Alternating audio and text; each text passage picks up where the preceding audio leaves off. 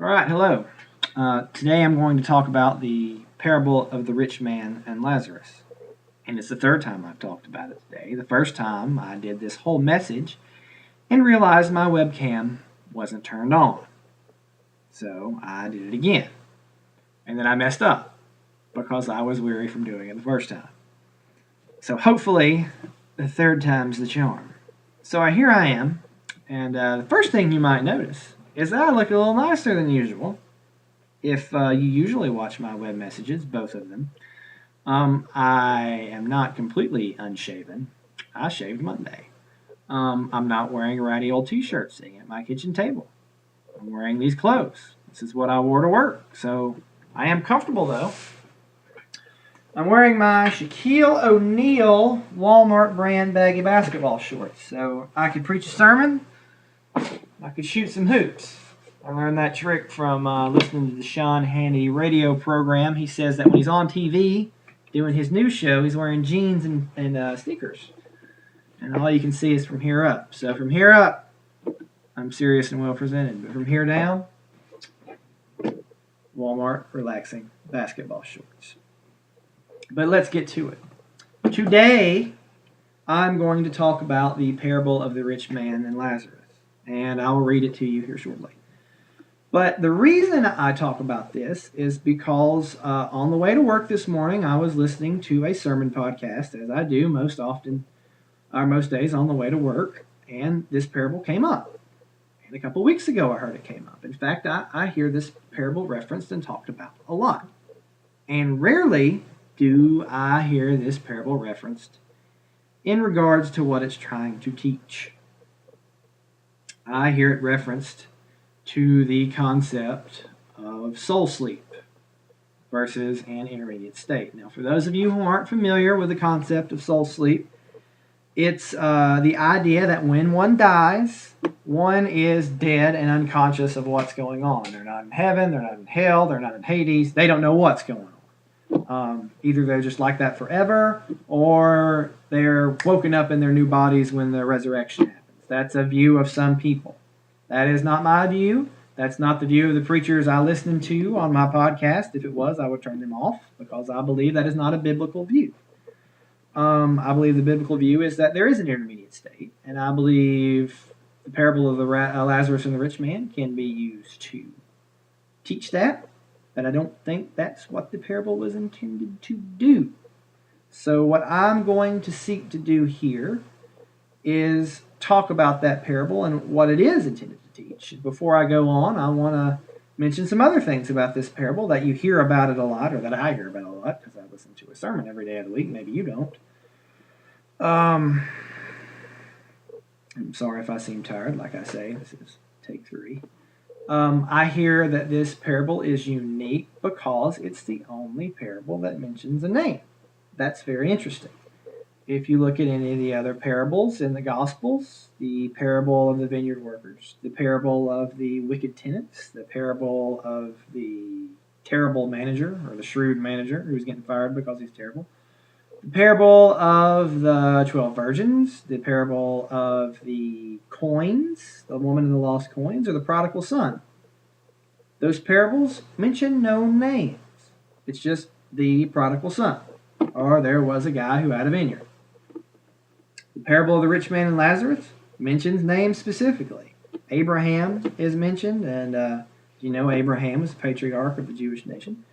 And this guy Lazarus in the parable is mentioned. Now, he's not to be confused with the friend of Jesus who Jesus raised from the dead in a different part of the Bible. This is a totally unique guy named Lazarus, and he's mentioned. And this leads some preachers and commentators to say that this parable must not be a story that's representative of something that can happen, like the Good Samaritan talks about the Samaritan, and maybe it happened, maybe it didn't. That this parable must have really happened because it used real names. Now, maybe it did really happen. Maybe it didn't. It's just a parable made to show a point.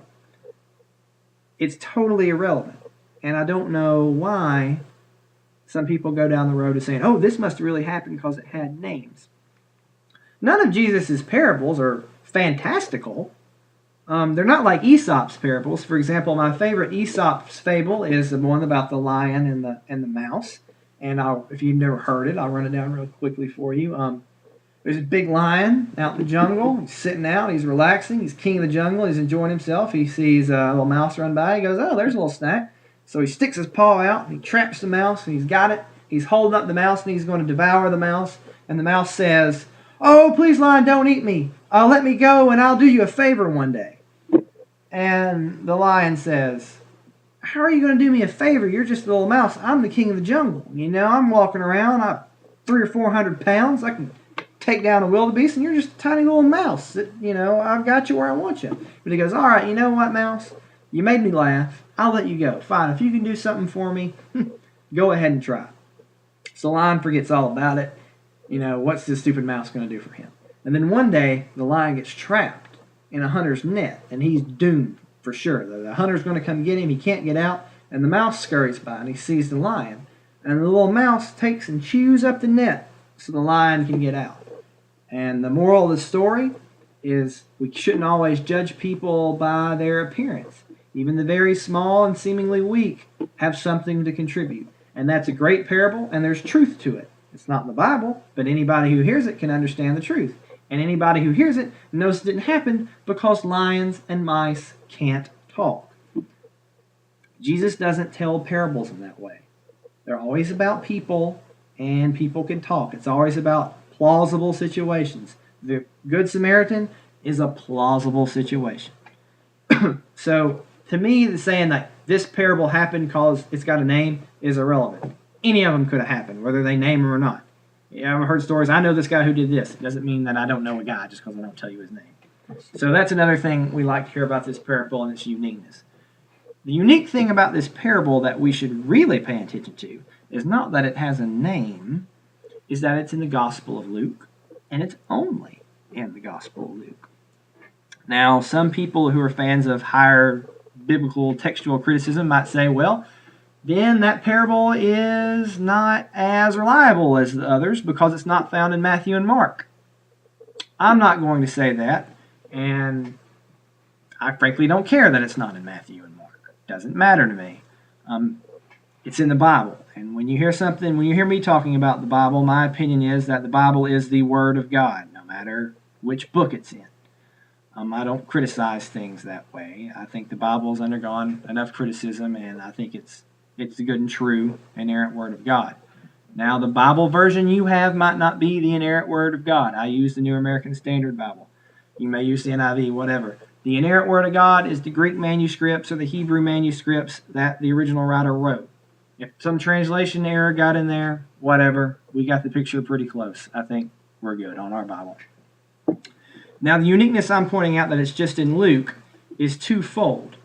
Number one, the uniqueness that Luke is unique amongst the Gospels in that it was written by a non-Jew, kind of for a Gentile audience. A lot of the Bible is written for a Jewish audience because that's who God's people are and that's who believed in the name of the Lord at first. But Luke is very different. Luke is written by a Greek for Greeks. Not that it's not for Jews, but it's by Greeks for Greeks. Luke is a Gentile. He's addressing Gentiles when he writes this. So when you receive teaching from the book of Luke, try to do your best to put yourself in the mindset of a Hellenistic non-Jew Greek. Other than that,